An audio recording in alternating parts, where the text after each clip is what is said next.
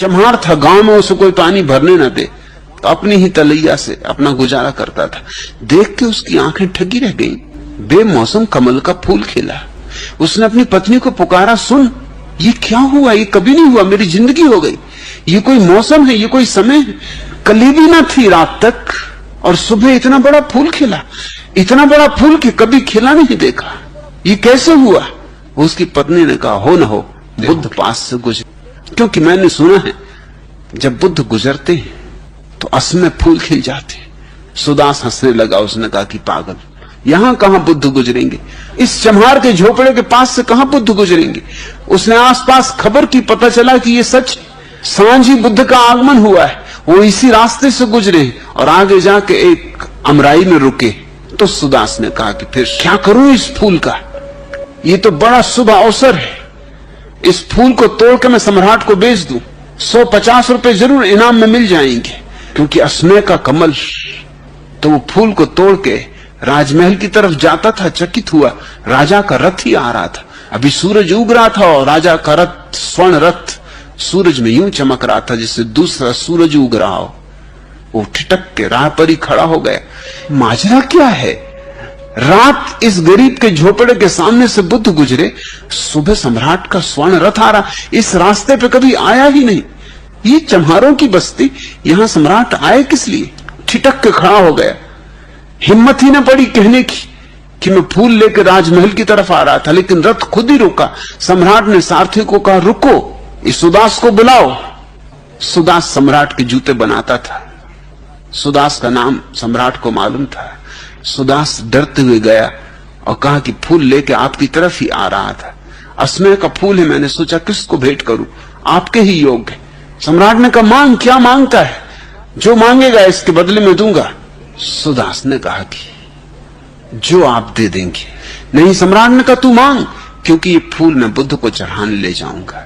तू जो मांगेगा दूंगा। बुद्ध प्रसन्न होंगे देखकर।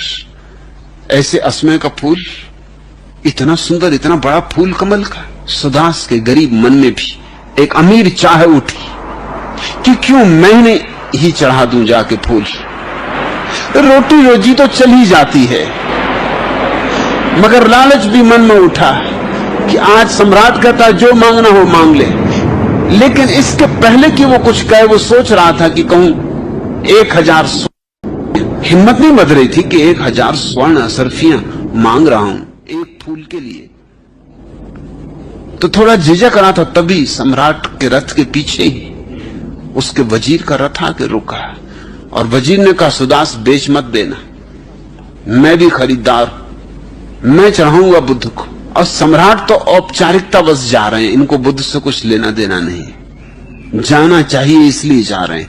मैं बुद्ध का प्रेमी हूं, इसलिए सम्राट को कहा कि देखें, आप बीच में ना आए, आप प्रतिस्पर्धा में न पड़े। निश्चित ही मैं आपसे कैसे जीतूंगा अगर प्रतिस्पर्धा हो जाए, मगर आप बीच में ना आए, क्योंकि आपके लिए तो सिर्फ औपचारिक है जाना, मेरे हृदय की बात है। सुदास तू मांग, जो मांगेगा दे दूंगा। सुदास ने सोचा जब बात यूं है तो अब 1000 असरफियां क्या मांगनी, 2000 असरफियां मांग लो। मगर उसकी जबान न खुले। 2 असरफियां मांगने में भी बात ज्यादा होती थी। 2000 असरफियां। और तभी नगर सेठ का भी रथ आके रुका। उसने कहा, सुदास बेचना मत, मैं भी खरीदार हूं। नगर सेठ तो इतना बड़ा सेठ था कि सम्राट को भी खरीद सकता था। सम्राट को जब जरूरत पड़ती थी तो उससे ही उधार मांगता था। और इस अकेले सम्राट को नहीं, आसपास के और बड़े सम्राट भी इस नगर सेठ से धन उधार लेते थे। कहते थे इस नगर सेठ के पास धन तौला जाता था, गिना नहीं जाता था, क्योंकि गिनने की फुर्सत किसको थी। तो फावड़े से भर भर के टोकरियों में असरफियां गिनी जाती थी कि कितनी टोकरियां, कौन गिने 1-1, 2-2, ऐसी गिनती करने की फुर्सत किसको थी। उस सेठ ने कहा कि तू जो कहेगा, 1,00,000 असरफियां मांगना हो 1,00,000 असरफियां मांग, लेकिन फूल मैं चढ़ाऊंगा। सुदास ठिठका खड़ा रह गया। उसने कहा फूल बेचना नहीं। उन तीनों ने एक साथ पूछा क्यों? सुदास ने कहा कि जिस फूल के लिए 1,00,000 असरफियां देने के लिए कोई तैयार हो। गरीब आदमी हूं, मगर मेरे मन में भी गहन भाव उठा कि फिर मैं ही क्यों ना इस फूल को बुद्ध के चरणों में चढ़ा दूं। जरूर उन चरणों में चढ़ाने का मजा लाख असरफियों से ज्यादा होगा। नहीं तो तुम एक असरफी ना देते नगर सेठ से, उसने कहा मुझे लाख असरफियां दे रहे हो, सम्राट राजी है, वजीर राजी, तुम राजी हो, और मुझे ऐसा लगता है अगर गांव में जाऊं तो और भी लोग राजी हो जाएंगे, मुझे इसके जितने दाम चाहिए उतने मिल सकते, लेकिन अब बेचना ही नहीं। नगर सेठ ने कहा 2 लाख असरफियां देता हूं, तू जो मांग मुंह मांगा। उसने कहा बेचना ही नहीं, सुदास गरीब है मगर इतना गरीब नहीं, चमार है, काम तो चल ही जाता है मुझ गरीब का जूते सीने से ही, ये मौका मैं नहीं छोड़ूंगा, ये फूल मैं ही चढ़ाऊंगा। और सुदास ने वो जाके फूल बुद्ध के चरणों में स्वयं चढ़ाया। और बुद्ध ने उस सुबह अपने प्रवचन में कहा कि सुदास ने आज इतना कमाया है जितना कि सदियों में सम्राट नहीं कमा सकते।